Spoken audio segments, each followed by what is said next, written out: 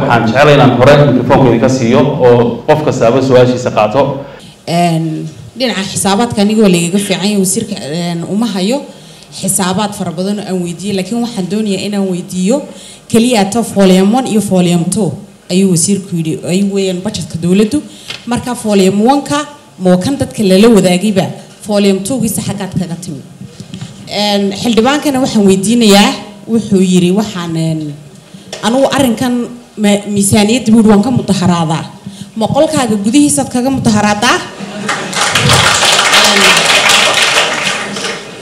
talabaad dad baa ku soo doortay xildhibaan dad baad matalaysaa dadkaad matalaysay mudaharaadkaaga kama warhayaan sidee baad ugu soo gudbinaysaa ta kale xildhibaan adigu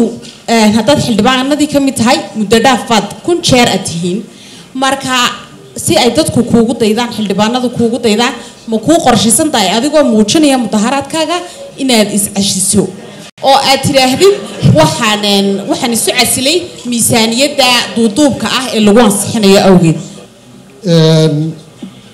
waxaa weydiinaya wasiirka inta badan wasaaradeena waxa jira yaana wasaarado oo dhan wasaaradaha qaar waxa ka jira management fraud iyo institutional fraud oo ah in wasiirka iyo agaasimaha guud iyo agaasimaha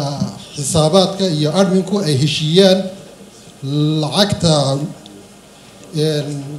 dawladana si qaldan loo isticmaalo marka wasaaradda maaliyadda maxaa meel uga yaala inay la dagaalanto musuqa noocaas arintayda labaad waxa weeyaan waa taladu waxa weeyaan inta badan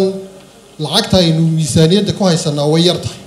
laakiin waxaa jirta lacag badan oo hay-adaha iyo saaxiibada Somaliland ay siiyaan Somaliland lacagtaasi inta badan kuma jirto nidaamka maxay yidhaahdaa xisaabeed iyadana waxa ku dhaca musuq badan baa ku dhaca marka waxaan soo jeedin lahaa in hanti dhowrka guud uu qayb ka noqdo heshiisyada ay gelayaan wasaaradaha iyo hay-adaha caalamiga iyo cid caawinaysa Somaliland si loo arki karo xisaabtaasi inay xisaab sax tahay oo qofka bilaa damiirka ah ee Somaliland dhacaya looga qaban karo xilli ay ku fiican tahay wadnaantii بسم الله الرحمن الرحيم وعيب وحوي عبد القادر بدر دعاء waxaan ka mid ahay dhalinyarada ganacsiga ku dhex jirta wasiir halkan miisaaniyaddan aad dejiseen qiimo raydoor oo la qaatay waxaa kaloo jirta maanta sarifkeennii xaaladahu maraya waad ogtahay tusaale ahaan oo kale haddaan ganacsado ahay lacagtii maanta sarifka ama dollarku waxay maraysaa marxalad aad iyo aad u kala fog sidii markii hore ahayd tusaale ahaan iminka haddeen eegno waxaynu u badannahay bulsho isticmaasha lacagta noodka iyo tan kale digitalka iyadoo dhimka digitalka badanayo tusaale ahaan 8500 buu marayaa sarifku oo qofkii shakhsiga bini aadamka loogu sarifaya qacantii dambe hadduu qofkaasi lacagtii uu sariftay $100 uu yiraahdo dib u sarif 800 iyo waxa loogu sarifayaa 27000 oo caawaan taaganahay qofkaasi dadmilis wuxuu galay boqolkiiba 22000 ayuu galay maxay ahayd tole oo loos ah hadduu sida lacagtiisii ku $10 sidaa darteed waxaan ka duulayaa maadaama aad tahay wasiirkii maaliyadda miisaaniyad baa ku dejisan markan aad qaadatay kaashka shilin baad ku cabirtay markan kalena dollar ma idinka dejisantii wasaarad ahaan dollarkan sidan isu bedelaya adig idinkiyo bangigii in aad rate go-an oo siyaasadeed idinka dejisantaho oo caadiya lagu xisaabtamo waayo maanta dee budgetka aad samaysay haddaad firaadin la soo gelaysaa sidaa darteed anigu waxaan oran lahaa wasiir maxaa idinka dejisan inta badan saal adigu xusaysay dakhligeenu nabadgelyadu ka baxa laakiin inta soo hadhay uun baa dee muhiim ah in ummadda wax lagu qabto marka waxaana la ogaan karaa in wax lagu qabtay iyo inaan waxba lagu qaban marka xisaab xil la sameeyo labadii sanaadka ugu dambeeyay 2018 weli xisaab xil laba sameyn kan waa buuq xisaab xilka 2017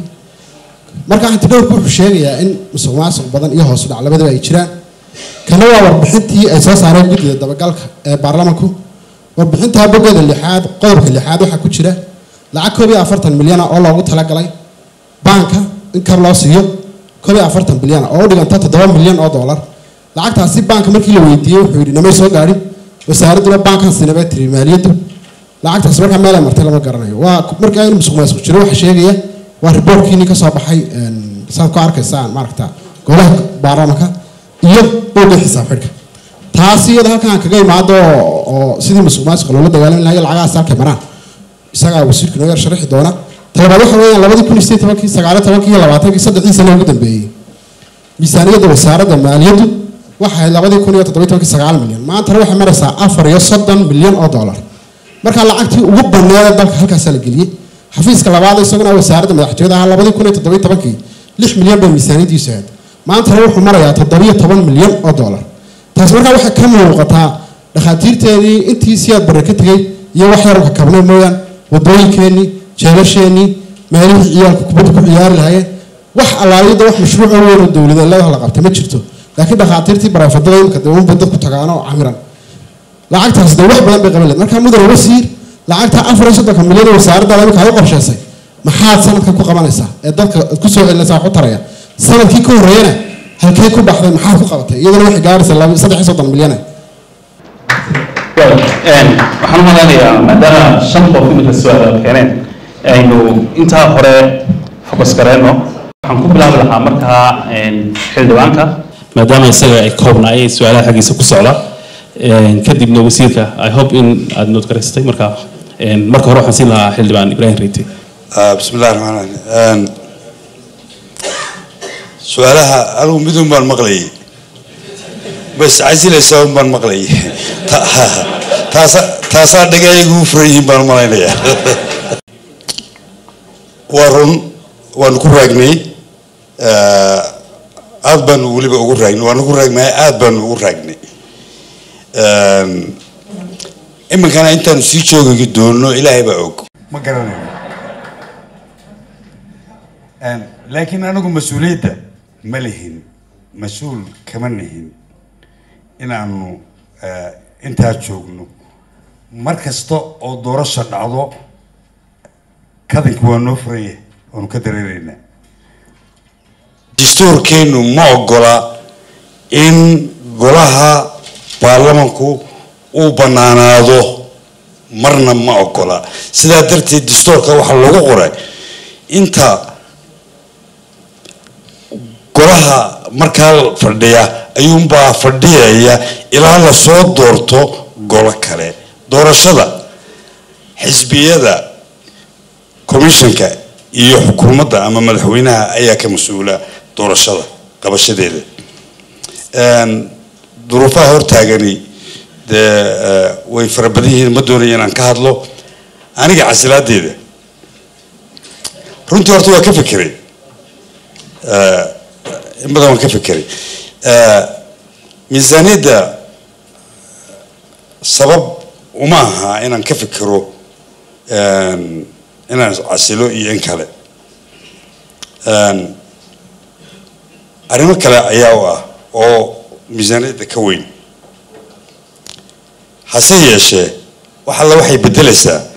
ma jirto markaan is casilo ka igu xigee doorashada ayuunbaa soo gelaya marka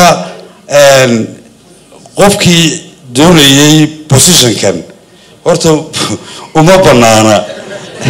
ilaa golaha u dhami dareero waxaan sheegaya inanta hadday sugaysay qolihii positionka kulleyba qof kalunbaa buuxinaya mana filayo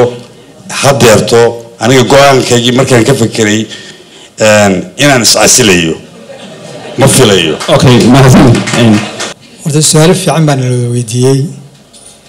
su-aasha labada volume ee budgetka ma midunbaa publica midna waa iska haystaan mee labadu waa public volume 1ka oo runtii ka mainka ah website-ka ku jira ka kalena haddaynu ku jirin waa soo dhigayna wax qarsoon ma jiraan xagga fraudka see loola dagaalamaya horta kolley meel lacagi joogto damacna uu joogaa sidaa aweed ba waxaa loo samaystaa systems lagu ilaaliyo qofkii dee iimaankiisu u diidayo dee gacan dhaaf waa meesheeda laakiin bini aadamku waa iska daciif baahidiisuna waa iska badantay si awood baa systems loo sameeya marka habkaanu ku maaraynayna waxa weeye kow systemkan BFM-ka ayaa wuxuu leeyahay component la yidhahdo ifmaskaas wuxuu suurtagelinayaa inaanu systemka isticmaalo lacag qabashada lacag bixinta waxaa la leeyahay processka lacagtoo dhan ilaa iyo bangiga marka iminka kaas baa la isticmaalaa kaas waa xakamaynta ugu horeysa inaan si kale loo isticmaalin ka duwan sidii loogu talagalay miisaaniyadda waxaa kaloo isaguna jira waaranadu dee wayna soo maraan waa la jeegareeyaa voucher oo dhami xisaabiyaha guud buu ku dhammaadaa halkaana waa laga jeegareeyaa auditor generalku shaqadiisu wax kale maayo waxa weeye inuu kormeero hubiyo wax walba sidii loogu talagalay inay u dhaceen anuu sanadkan waxaan doonay runtii inaan culayska inaan saaro accountability-ga iyo transparency-ga inaan inta karaankayga aanu runtii dabagallo xaqiijino internal auditna waan leenahay internal audit waan leenahay wasaarad ahaan laakiin guud ahaanbaba inaan ku dabagallo mashaariicda dabagallo xisaabaadka dabagallo hubino wax walba sidii loogu talagalay ee baarlamaanku ansixiyey inay u dhacaan exchange rate siyaasaddeedu waxa weeye waxaanu leenahay laba siyaasadood midna waa fiscal policy midna waa monetary policy monetary policy-ga waxaa ka mid a inaanu ilaalino inflationka iyo rateka exchange labadaba in la ilaaliyo marka runtii saas baa naga go-an dee caalamka o dhanna sariflayaashu laba gacmood bay leeyihin gacan hore iyo gacan dambe halkay ka macaashaan ina ninkaas bacadka soomaalina o dhan fadhiya halku ka macaashaa waxa weeye waa labada dhexdooda haddii uu jiro hadduu marketku yahay mid free ah oo competitionku badan yahay faraqa u dhexeeya ma badnaanayo haddii monopolistic situation hadduu jiro dabcan markaa waxa imanaya regulation waa in la regulate gareeyo weeye lakiin imika waa free market budgetka sideebaa loo balan gareeyaa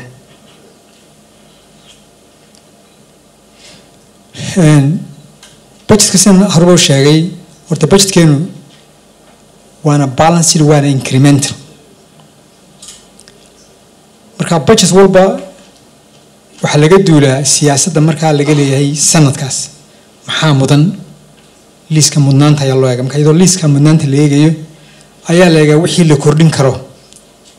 iyo wixii la dhimi karo dabeedna wixii la dhimi karna waa la dhimaa wixii la kordhin karna waa la kordhiyaa iyadoo markaa maxaa lagu la tixgelinayo in marka horeba miisaaniyadda hay-adda amba wasaaraddu ay tahay intooda badan mid fixidaba laakiin inta wax laga bedeli karo ayaa wax lagu saleeyaa siyaasadda markaa sanadkaas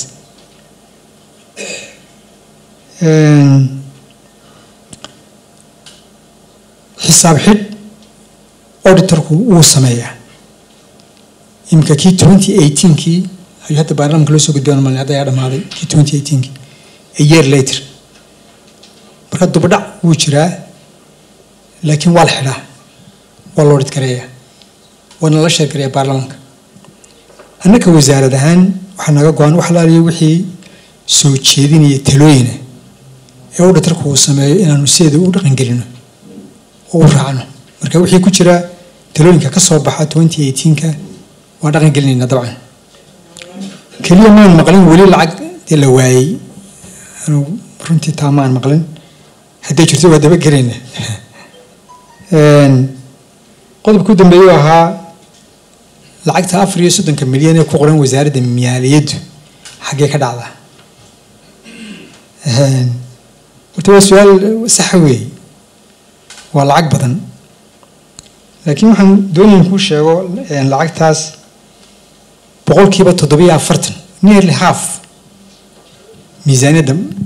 maaliyadda maaha waa madaxyo kale oo lagu maamulo through the Ministry of Finance waxaa ka mid ah imika shaqo qaran sanadkan oo kale waxa u qoontaysan 7 bilyan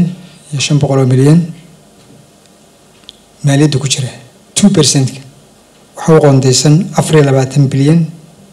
miisaaniyadda ku jira kabka 6 bilyan miisaaniyadda ku jira kaalmada axsaabta waa 6 milyan miisaaniyadda ku jira bixinta deynta 75 milyan miisaaniyadda ku jira marka horta waxa naaxinaya boorinaya waxa weeye maaha waxa miisaaniyad waxa wasaaraddu kharash galayso laakiin waxa weeye waa madaxyo meel kale loo waayo marka miisaaniyadda la geliyay sidoo kale madaxtooyadoo kale waxay lafteeda ka muuqataa xisaab booran laakiin taa lafteeda waxaa ku guda jira madaxyo fara badan oo aan ahayn kharashka laga galo madaxtooyada gurmadka oo kale haddii jeer xaalad baan iskaga jiraa nabadgelyo